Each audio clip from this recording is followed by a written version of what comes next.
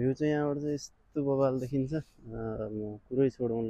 हाम्रो पनि छिरिङ छिरिङ तामाङ के छ अरे बमजन छिरिङ बमजनको अनि मेरो सबिन लामा 3667 मा चाहिँ सर्च गरेर हेर्न सक्नुहुन्छ।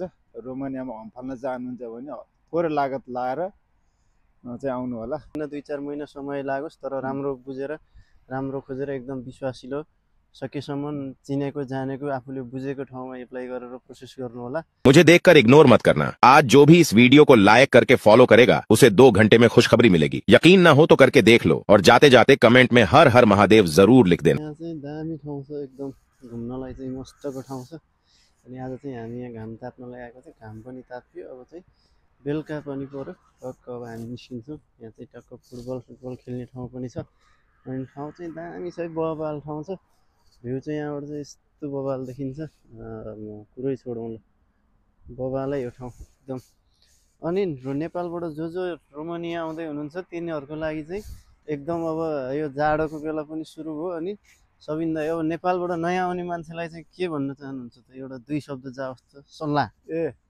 नेपालबाट अब जो कोही नै आउँदै हुनुहुन्छ भने यो मौसममा चाहिँ अब जाडो मौसममा चाहिँ एकदम बाक्लो न्यानो न्यानो भित्र फर भएको जाडो अनि हामीले लागेको जस्तो डाउन यस्तो ज्याकेट चाहिँ अलि 2 जोड जति ल्यायो भने आनन्द हुन्छ। गरिब महिनामा चाहिँ हाफ पनि ल्याउनु पर्छ। अब त्यति साह्रो गर्मी भन्नाले गर्मी अब कुनै कम्पनीमा चाहिँ राम्रै अब कुलर यताउति फ्यानहरू एसीहरू राखिदिएको हुन्छ। कुनै कम्पनीले चाहिँ अब अलिकति मान्छे धेरै छ भने चाहिँ गाह्रै हुन्छ।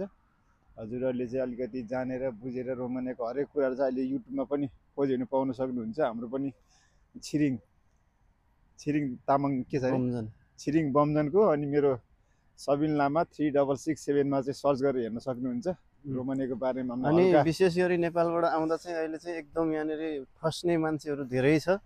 यहाँनिर आइपुगेर अनि दलालीको ठगीमा पर्ने मान्छेहरू पनि एकदम म्याक्सिमम बढेको छ। त्यो हुँदाखेरि चाहिँ नेपालबाट आउँदाखेरि नै एकदम बुझेर एकदम प्रक्रिया गरेर आउनु होला हैन। दलालीको हातमा पर्यो भने चाहिँ यस्तो हुन्छ। अब जसरी अब जहाँ पनि अब नेपाल लगायत युरोप कन्ट्री हरेक ठाउँमा अहिले जुन अब सेन्जेन भनेर मात्रै हुनु, अहिले सेन्जेन भयो भने भिजा लाएर जानु पर्ने भएको छ हाम्रो रोमानियामा। अनि हजुरहरूले चाहिँ अब रोमानियामा हम फाल्न चाहनुहुन्छ भने थोरै लागत लाएर चाहिँ आउनु होला। धेरै लागतमा चाहिँ धेरै नै गाह्रो हुन्छ।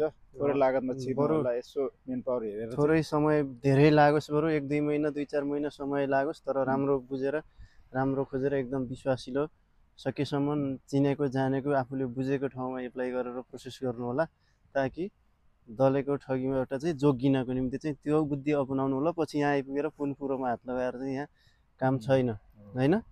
रुनु पर्छ कोही। अब कोहीको कम्पनीमा 12 घन्टा ड्युटी हुन्छ। तपाईँको आउजाउ गर्नलाई गाडीको सुविधा भए तापनि अलि जान आउनलाई ओर्दर गर्नलाई कोहीको 2 घन्टा लाग्छ। हामीले कुनै कम्पनीमा चाहिँ 12 घन्टा काम लगाइदिन्छ। अनि रुमबाट आउँदा 2 घन्टा अनि ड्युटीबाट छुट्टी भएर जाँदा 2 घन्टा भएपछि 2 घन्टा 4 घन्टा उता 12 घन्टा लगभग 16 घन्टा भइदिन्छ। एकदम बुझेर एकदम तपाईँहरूलाई थाहा छँदैछ यहाँ आउने भनेको अब अनपढ कोही पनि आउँदैन, सबैजना पढे लेखेकै हो। एकदम बुझेर फाल्नु होला। एकदम स्थिर भएर धैर्य भएर नआत्तिकन यसो बुझेर युरोप हो भनेर युरोप हो सेन्जेन कन्ट्री हो भनेर आँखा चिम्लेर हाम नफाल्नु होला। ल आजको हाम्रो दिन चाहिँ यस्तै घुमघाममा बित्यो। घाम ताप्नलाई समय मौसम चिसो छ। सल्लाह सुझाव चाहिँ यसो तपाईँहरूले कमेन्ट बक्समा छोडिदिनु होला।